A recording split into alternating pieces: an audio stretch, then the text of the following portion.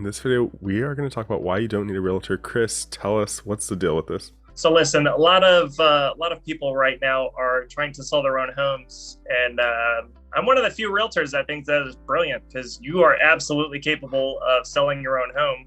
And I think that people should be equipped with as much knowledge as possible to make that happen. So that's what we're going to do today. We're going to equip them with as much knowledge as we can pack into a video without making it too complicated. Because if you're looking to save that money because you don't want to pay a realtor, I mean, if you can pull it off, it's worth it. Mm-hmm. Yeah, different people have different needs and stuff, but I'm all for having as much knowledge as you can, because why not? So let's go through your list. And step number 1, how to price your home. Yeah, so as far as pricing your home, so the most common method that real estate professionals use to find the best sales price for your home is called a CMA, comparative market analysis. So the easiest way to explain the CMA is basically taking properties near you that have recently sold, and then finding 2 or 3 properties that are the most like yours, and then basing the price on what those homes sold for. So we're going to make round numbers here. Let's say you live in a 2,000 square foot home, 3 bedroom, 2 bath, and there were 3 homes that were also 2,000 square foot, 3 bedroom, 2 bath that sold within the last 6 months. You're going to compare your home and the pricing to those. You're not going to compare it to, the 5,000 square foot home up the street, with 2 stories and a giant swimming pool. You're going to compare it to those that are most like yours, and that's how you're going to price it. Because whenever it comes to appraisal, you're going to want that to go in your favor and not have to renegotiate in the middle of the contract. So you know that you'll be priced right. Yeah. Real estate's super localized. I think people don't understand how localized it is. Yeah. So you're not going to go with the price on Zillow, they say? No. Just like you can't believe everything that you read on the internet, Zestimates are no different. Yeah, I mean, I don't think Zillow even trusts their own judgment on it, because you're going to have like $40,000 fluctuations, And I mean, when it comes to appraisal, you'll have appraisers argue with you over $2,000. So whenever you're talking about like $40,000 swings, no. Yeah, no, for sure. Exactly. And Zillow has even kind of publicly stated that, this isn't like super accurate, but yeah, it's interesting. But let's go on to the next step. Number 2, how to describe your home in your post. So this is one of the most important things. No one knows your home like you do. So typically if you have a realtor do it, they're going to use like your typical words like this charming or this cozy or this home boasts this many square feet. It's like all the same stuff. And I mean, it's hard to get excited about a home that's not yours, but because the home that you're selling is yours, no one is going to put as much enthusiasm and as much love into the post as you're going to. So for instance, like when I had my apartment, so if I told you that I live downtown, you'd probably say, oh, nice. But if I were to tell you that I live in the famous Ocala Historic District next to some of the loveliest Victorian style homes, some of them are 130, 140 years old. It's in a very quiet neighborhood. My cost of living is dirt cheap, and I'm walking distance from the Ocala Square downtown. You'd probably be like, wow, it's a lot different than me just saying, I live downtown. And so love is definitely the key to making the best description of your house in your post. Yeah, no, you nailed it. You nailed it. Well said. Let's go to, so wait, actually for describing your home in your post, what are some common mistakes maybe you've seen people do with that? Not painting a mental image in people's heads.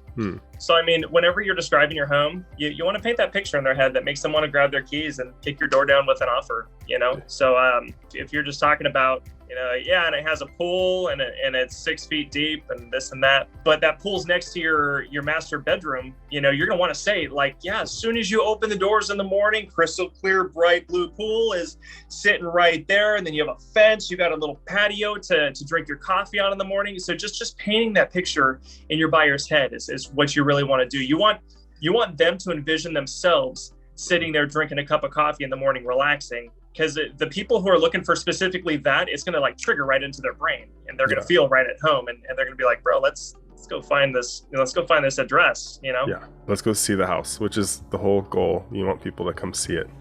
Exactly. Absolutely. Okay, so speaking of painting a picture, number 3, photos. Yes, photos. So take a minute and think of your favorite home that you've seen from Zillow. We've all been on Zillow. We've all seen that one house that was like, whoa, chances are those photos were not taken with someone's phone camera from their Android. Phone cameras, they can be great, but I mean, they just don't have the touch that a professional photographer will. Whenever you figure that 92% of people start online, whenever they see your house, most of them are seeing it for the first time on a computer screen with other photos of other houses next to them and above and below them. And so if you're half-assing it on your photos, there's a good chance that you're not going to get a second look from people, even though you might have a prettier house than Joe Blow next door, who's also selling his house. But even though he has an uglier house, because he has a better looking photos, people are going to want to see that one first, And I mean, I see some crazy stuff. I see people, taking photos and their pinkies like in the way of the lens, or they have like their dog laying on the couch, or the ceiling fan's going so it's all blurry and weird looking up there. First impressions last forever. So let's make sure that, you're hiring a professional photographer. I see some packages range from $125 to $250, depending on what you're trying to do. Some of them, they'll throw a drone up in the sky and take an aerial shot of your house, depending on how you want it to look. Some of them will do like a video walkthrough. I mean, those folks have the experienced eye of what it'll take to bring out the best features of your home to convey to the world. Yeah. And if you have bad photos, people aren't going to click on your listing. And they're not going to notice it. I mean, some people will see it and not click, but they'll just keep scrolling. They're going to keep scrolling. It's got to pop. Yeah, exactly. Yeah. It's the difference between views and not views. Yeah. Super important. Well worth the investment. Professional photos are a must. Absolutely. Yeah. Okay, step number 4, how to find buyers. Yeah, finding buyers. So when your home is marketed correctly, it will stand out above the crowd like a beacon, while all the other homes fall by the wayside, kind of like the last kid picked for the kickball team. So finding a buyer is not always as simple as logging into a database and picking the person who best suits your home. It's not really like that. There's not like a website of buyers and you're like, here, take it. You got to make it stand out above. You got to make people want it. So for example, finding the right types of buyers. If you have a 3-bedroom, 2-bathroom block home, it doesn't matter how hard you push it to people who are looking for a 2-story townhome with 2 bedrooms. They don't want it, So not only do you need to focus on marketing, but you need to focus on marketing correctly and to the right types of buyers. I know personally, whenever I market mine, I go up north a lot to find buyers, because you look at the cost of living in like New York City and then Pennsylvania, and it's way more expensive up there than it is down here. So whenever they see the houses here, it looks like a steal to them. Yeah. And some of them buy it sight unseen. We've seen crazy houses go for way above asking price sight unseen because we marketed to the right buyers instead of, the guy 3 doors down. Right. No, that makes sense in terms of, I've heard a quote that putting the right image or the right product in front of the right person at the right time. Yeah, absolutely. So you have to find people that are actually interested, which seems like a kind of challenging, I guess, if you've never done it before. Yeah, and it's about experience, man. With basic knowledge of markets, sales, and the right websites, you can definitely create, an unforgettable experience, that'll lure more buyers your way.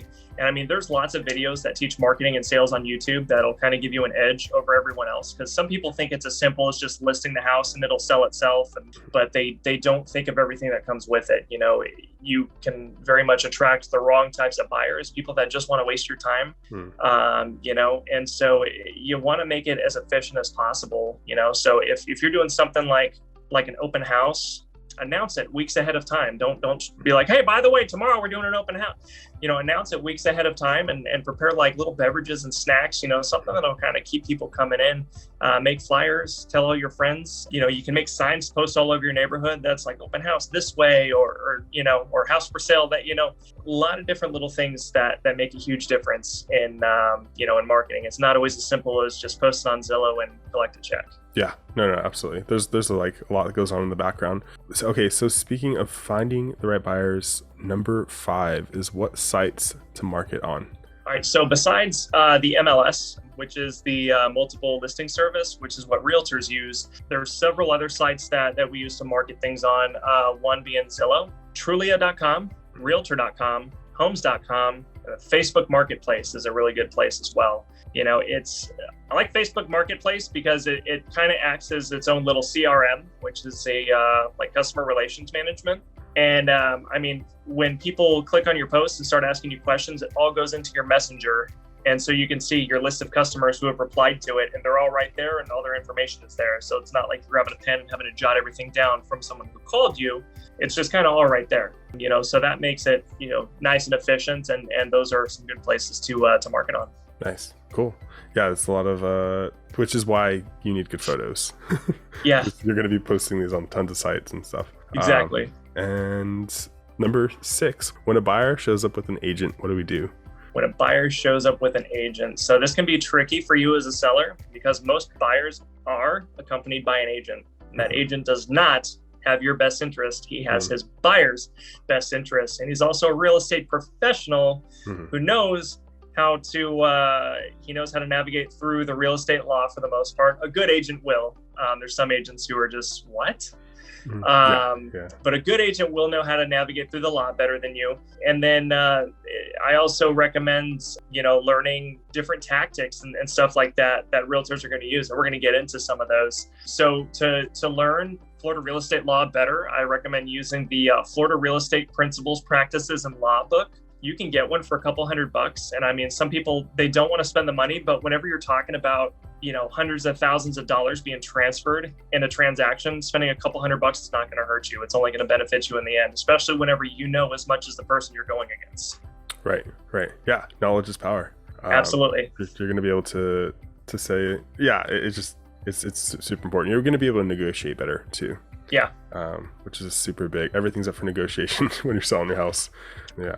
So number 7, let the seller beware. Yeah, this is a really important one. So most for sale by owners, people who try to sell their own house, they're going to get a ton of realtors calling them. And those realtors want one thing, to list your house. But stop calling me.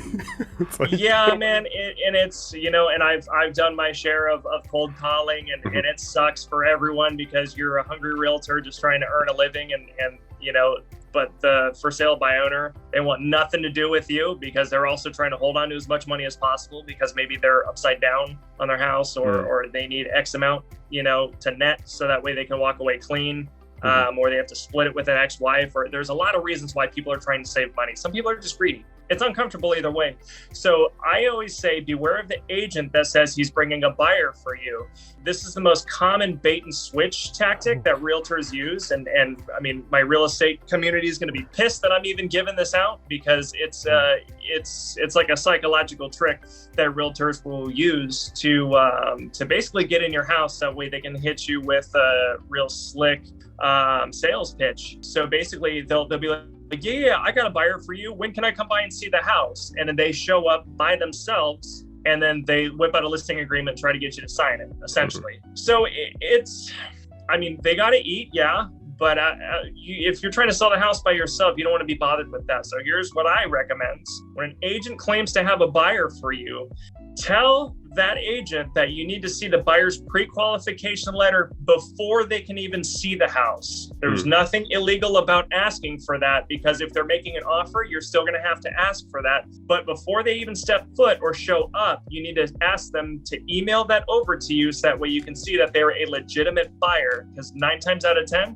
that agent will not actually have a person and they'll hang up the phone or you'll just never hear from them again. And you can blame the coronavirus. You can be like, listen, I like to keep this house as sterile as possible. You can tell them you have health conditions or you just, you're super paranoid about the pandemic, something like that.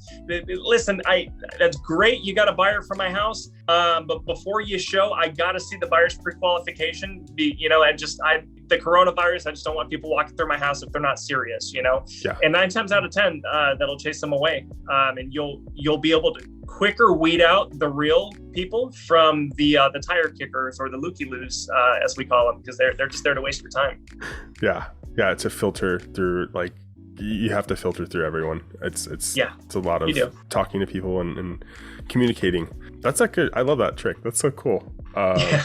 It's let's see if it's real, like kind of a thing. Yeah. That's important, I think. Yeah, and it's innocent too. You know, you don't have to be confrontational with them. It's you're playing on the level that they're playing at. You know, you're gonna be slick. Okay, well, I can be slick too. Yeah, absolutely. Okay, number 8. You finally got an offer. Now what? All right, so I'm gonna say congratulations. Someone has made an offer on your home. Is that offer what you wanted? Do you know how to interpret, the offer? Is the offer less than what you're willing to sell for? So the strongest negotiation tactic in anything, whether you're negotiating the sale of a house, the sale of a bicycle, negotiating a relationship, anything like that, the strongest negotiation tactic is to be able to walk away and not look back. So when you can remember that, if you see that the deal is not going in your favor, let's say you're selling a house for $150 and someone offers you $150, but you see in the additional terms down at the bottom that they want $10,000 back in closing costs and concessions, or $10,000 back for decorating credit, something like that. You're not wanting it. Don't get desperate. Don't get desperate and settle for less than what you know you can get, especially if you've done your homework and you know what the house is worth. Don't get desperate and settle for less just because you're non-confrontational and you're going against a realtor. And realtors can be super aggressive, man. I've dealt with some people that just made me feel like I was sitting in the principal's office at school. I was like, oh, I don't want to make a mess.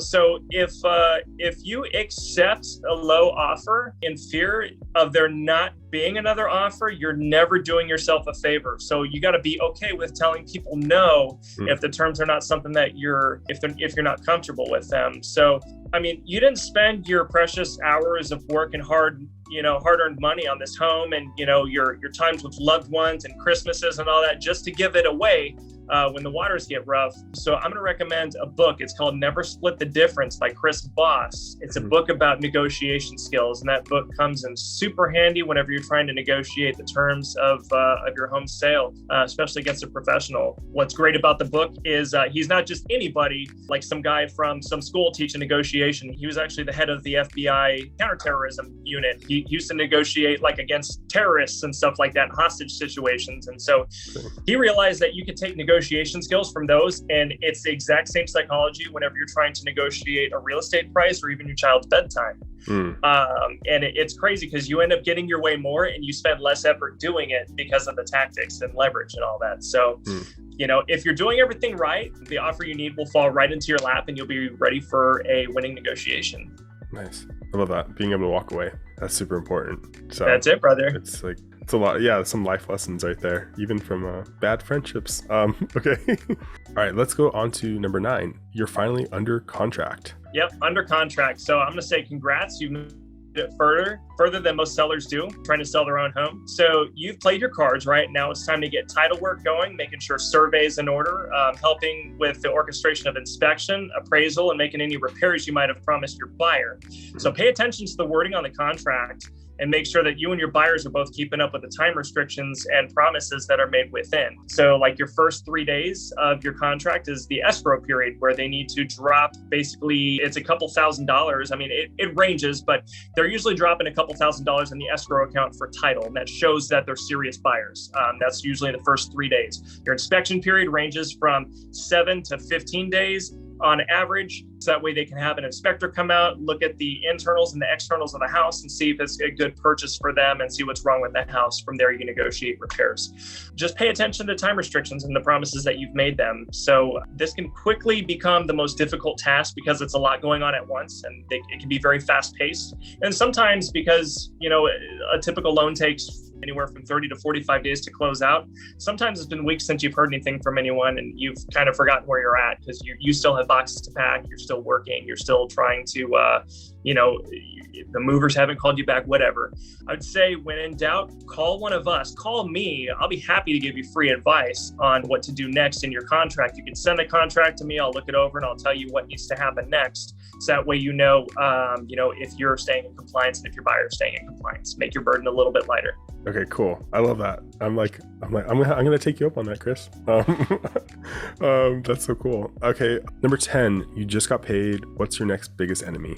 the tax man. Anytime you make a capital gain on the sale of your property, you're going to be dealing with paying taxes on it. And those taxes are going to depend on how long you lived in the house. It's going to depend on how much money you made on it. The best thing to do is to talk to like an accountant or a real estate attorney, or talk to someone from the title company to ask if you qualify for the 1031 exchange, depending on what you're trying to do, because the 1031 exchange is a way to defer paying taxes on the capital gains of your house. And some people never pay taxes on them because they know how to move the money around and never liquidate it. And so it can't be taxed. And I mean, some people carry that with them until the day they die and they're never taxed, so it's really cool. It's a way to avoid, I mean, that money's yours, dude. You worked for it. Why give it to some politician? You know what I'm saying? Yeah, you're playing within the rules.